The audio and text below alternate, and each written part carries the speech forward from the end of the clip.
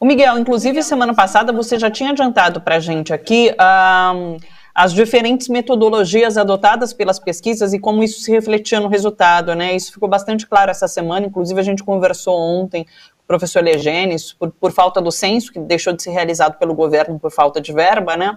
Cada pesquisa acabava adotando ali uma maneira diferente de medir as rendas, as faixas salariais. Daí você já tinha cantado essa bola aqui para a gente, citei durante essa semana também. Só para a gente finalizar, tem um bastidor que acabou de pintar, a Cissa estava me cantando aqui, inclusive, Guilherme Amado publicou, que é uma sondagem no Ricardo Galvão para que ele seja o próximo ministro de Ciência e Tecnologia de Lula. O Ricardo Galvão, que é ex-diretor do INPE, né? Ele pediu demissão, inclusive, por conta de questionamentos que foi feito pelo governo Bolsonaro a dados divulgados pelo Instituto. Você tem alguma coisa em relação a isso? Porque quando Marina se aproximou de Lula, também a gente ficou se questionando se de repente ela assumiria ali um Ministério do Meio Ambiente. Você tem alguma coisa em relação a esses nomes que comporiam o governo Lula? Tenho, Thalita, e eu posso garantir o seguinte, essa dificilmente eu vou errar, ninguém está com lugar garantido no governo, com exceção de Geraldo Alckmin, que certamente ocupará um ministério além da vice-presidência. Tem muito burburinho, tem muito candidato, tem muita gente com currículo vitae circulando, muita gente indicando, né? Existem alguns boatos, né, de que, por exemplo, o Ministério da Educação seria escolhido por Fernando Haddad, mesmo ele concorrendo ao governo de São Paulo, viria o nome dele, enfim.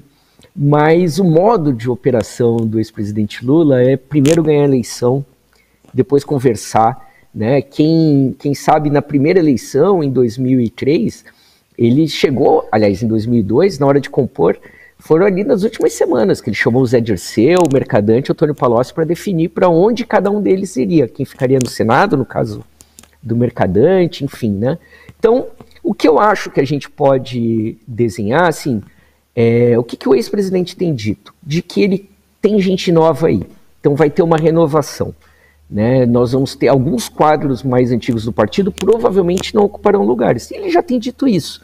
Alguns são meio notórios, o próprio Zé Dirceu, o Aloysio Mercadante, é mais provável que fique na estrutura partidária, a ex-presidenta Dilma, ainda que seja uma pessoa que seja muito competente tecnicamente, mas pelo peso, né, e até pelo fato de ser uma ex-presidenta, não caberia, né, ela é maior do que o ministério, então é bastante improvável, ainda que possa ser chamada para uma espécie de embaixada importante, não simbólica, né.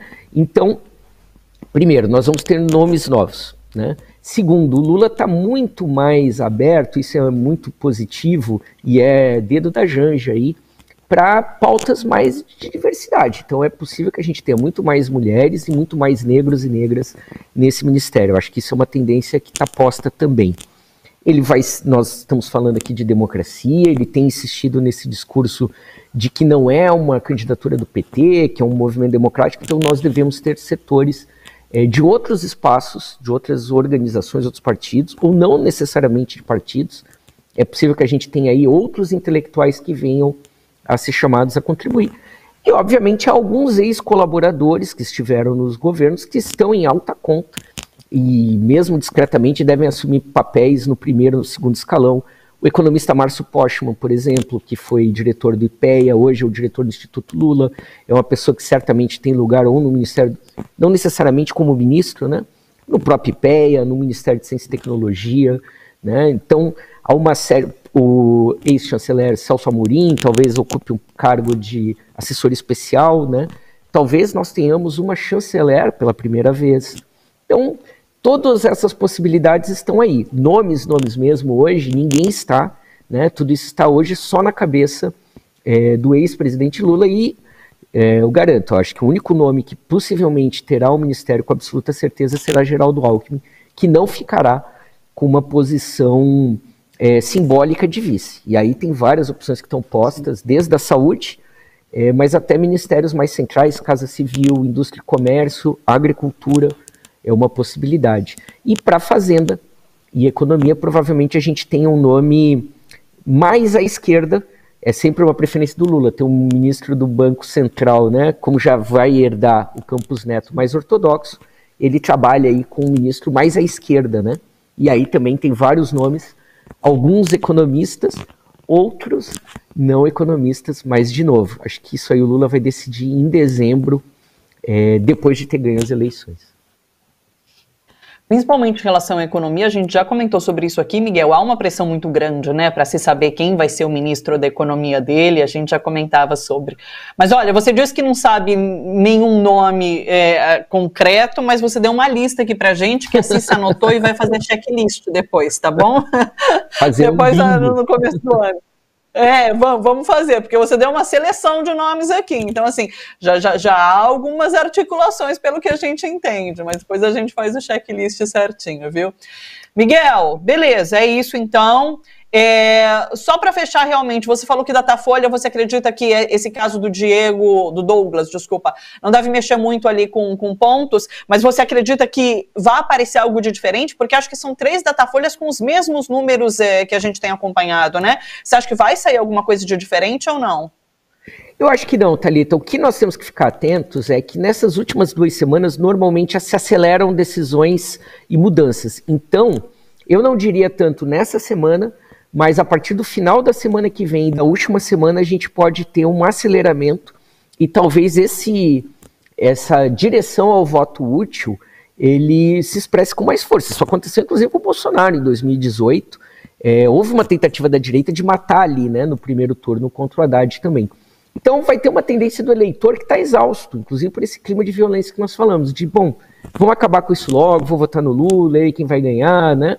E também, como eu já mencionei na semana passada, agora é o momento em que o eleitor vai se dirigir muito mais pelo seu vizinho, pela pessoa de referência da sua família, do que pela proposta do candidato, né? Isso também pode levar a um segundo turno ali, toda a família infelizmente tem o seu bolsonarista, mas também tem que servir de incentivo aí para a militância petista, lulista, etc., se esforçar, né, para que possa se encerrar a eleição no primeiro turno. Mas acho que movimentações mais simbólicas nas pesquisas do final da semana que vem e no início da última semana da campanha do primeiro turno.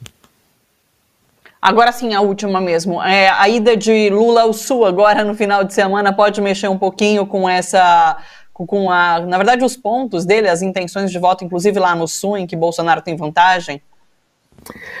Olha, tem tido um movimento gradual do Lula melhorar a votação dele, inclusive no Rio Grande do Sul, Paraná, só Santa Catarina, que infelizmente tem ficado uma fortaleza ali bolsonarista, né? A presença do Lula aqui em Porto Alegre amanhã deve incentivar muito mais a candidatura do Edgar Preto, né, numa busca para ir ao segundo turno, e embalar principalmente, tem sido o grande foco da campanha aqui do Rio Grande do Sul, do Olívio Dutra ao Senado, né, aos 80 anos tem sido a mística aqui, o charme dessa campanha, então deve impulsionar, e ele enfrenta Milton Mourão, que é um notório turista, né, jamais esteve aqui presente na vida política do Rio Grande do Sul. Então deve influenciar muito mais estadualmente do que ao contrário. A posição do Sul e do Sudeste deve seguir um pouco isso que eu disse. Conforme a gente for chegando mais próximo da eleição, há uma tendência a reverter votos, a ter o voto útil, a manifestações de indecisos, a mudanças desses que estão no final. Mas, como você lembrou bem, que o Sul e o Sudeste são pontos de força do Bolsonaro, né? Assim, também pode haver no sentido contrário, de que acha uma movimentação da direita para estancar e garantir um segundo turno. Portanto, de novo, não é responsabilidade do Lula virar esses votos, e é importante que haja, de fato, essa mobilização das pessoas em relação à sua vizinhança, aos familiares, etc., para mudar o voto de indecisos e ciristas, enfim, para garantir que a eleição se encerre no primeiro turno. Agora sim.